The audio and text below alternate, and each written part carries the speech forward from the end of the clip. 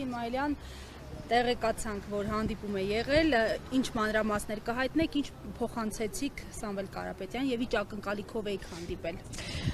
Գիտեք, ընդհանրապես ես ամբողջ օրը մշակույթով զբաղված, ուսանողներով զբաղված, երբեք չէի մտածի, որ նաև կմասնակցեմ նման առիթների, բայց երբ քաղաքականությունը գալիս է քո ետևից, արդեն դու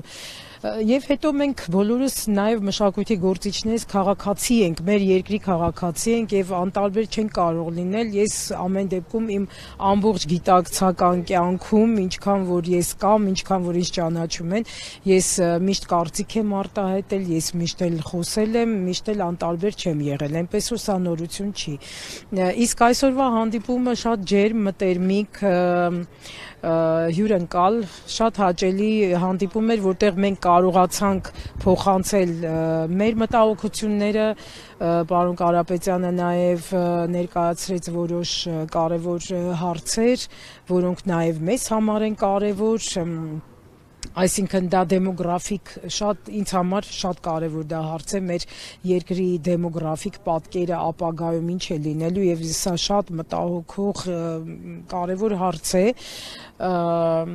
նաեւ այդ ծրագրերը որ 300,000 Չակերտավոր հարևանի հետ կապված են, ինձ շատ մտահոգում են, նաև կապված են դեմոգրաֆիայի հետ եւ ինչու այդ հարցը պետք է ընդհանրապես լինի, երբ մենք չենք խոսում 600,000 հայի մասին, ովքեր ապրում էին այնտեղ եւ կոտորվեցին եւ մինչ օրս շարունակվում է մշակութային ջարդը, մինչ այսօր շարունակվում է խաղաղության մասին, այսինքն ոչինչ չենք տեսնում խաղաղության մասին, դա զուտ խոսքեր են, չգիտեմ, պատմականորեն մենք պետք է միշտ զգոն լինենք նման հարևանների հետ, որտեղ նման հարևաններից մենք երբեք խաղաղություն չենք սպասել, երբեք, այնպես որ սա շատ կարևոր է, նաև խոսեցինք մշակութային հարցերից,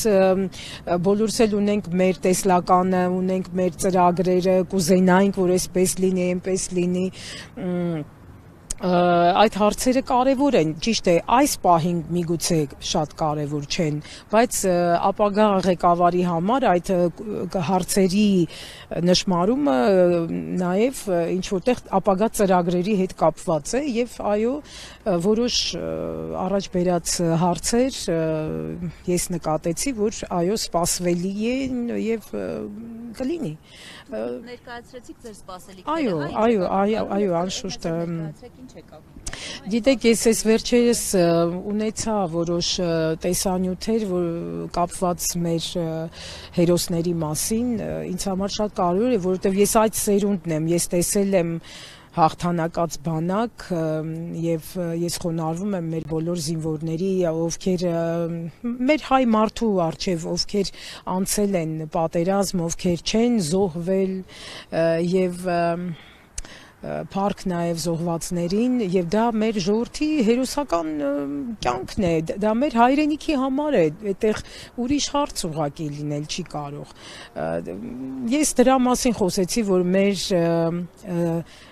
հայ մարդը ով անցել է այդ ճանապարհը պետք է գնահատված լինի, անպայման միշտ պետք է գնահատված լինի եւ նաեւ խոսեցի, որ ցանկալի է, որ ապագայում, եթե դա հնարավոր է, Գյումրի քաղաքում լինի օպերային թատրոն, ինչու ոչ, եւ նաեւ ինձ համար ամենակարևոր հարցը երրորդը չնայած էլի կա, բայց երրորդ հարցը, որ անպայման լինի Հայաստանը շատ գրավիչ տուրիստական առումով ֆեստիվալներ լինեն Հայաստանում, համաշխարհային ֆեստիվալներ, որոնք գրավիչ կլինեն, քանի որ ես բազմիցս մասնակցել եմ նման փառատոններին,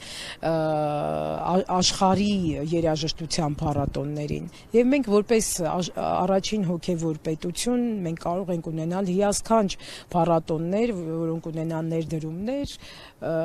գրավիչ երկիր կլինենք մշակութային առումով, որովհետև մենք հենց դա ունենք ամենակարևորը։ Տիկին Մայլյան, մի հարցել էլի շատ են ասում, որ մտավորականների լուրը այսօր հասական պահին շատ չեն ձայն բարձրացնում, դուք ինչ կարծիք ունեք։ Այո, իհարկե չեն բարձրացնում, որովհետև ընդհանուր վախի մթնոլորտը մեզ շատ է խանգարում։ Ես երբեք նախկինում չեմ ունեցել խոսքի խնդիր, երբեք չեմ ունեցել։ Ես միշտ խոսել եմ, միշտ եթերներում, լրագրողների համար, միշտ իմ մտահոգությունները ազատ կերպով կարողացել եմ ասել եւ երբեք չեմ ունեցել հակադիր ինչ-որ վատ վերաբերմունք չեմ ունեցել, երբևիցե։ Իսկ հիմա, երբ դու խոսք ես ասում, քո մտքերն ես, քո մտահոգություններն ես առաջ բերում, այդ ինչ է կատարվում, ինչ վիրավորական խոսքեր, սա խոսքի ազատության մասին չի խոսում իհարկե, եւ այս առումով եւս մտահոգություն կարող եմ առաջ քաշել, իհարկե։